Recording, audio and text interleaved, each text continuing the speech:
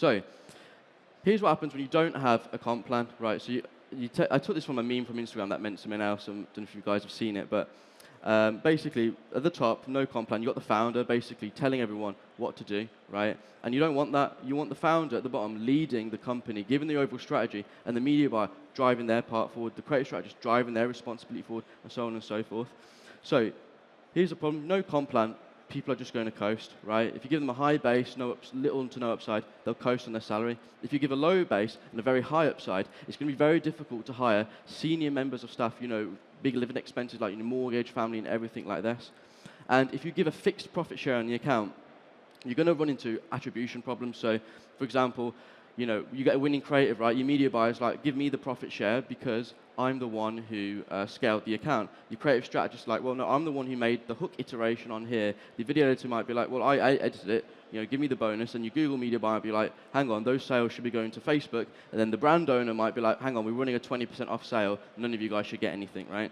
So before you put your comp plan in, you need data visibility. So here's a TV dashboard that we have in the office. And you can see here, the whole team know what's the spend of the account, what's the revenue, what's the ROAS, how many briefs were launched, are we on target, right?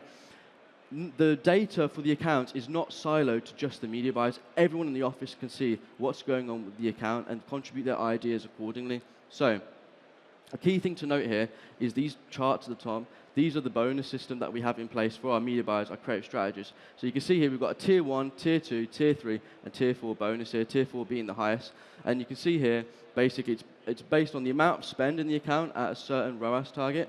So our team right now is, currently almost at the mil mark, and they're projected to close at the end of the month at 1.35, so they're within the tier 2 mark. So they'll get a decent bonus, but they could be doing more. They could be pushing that tier 4 bonus. So here's how it works. I'll just pop over here so you can see it. So let's say you've got an account that you're targeting at 10K a day of spend, and you want to get to a 1.4 ROAS. That's your minimum ROAS target.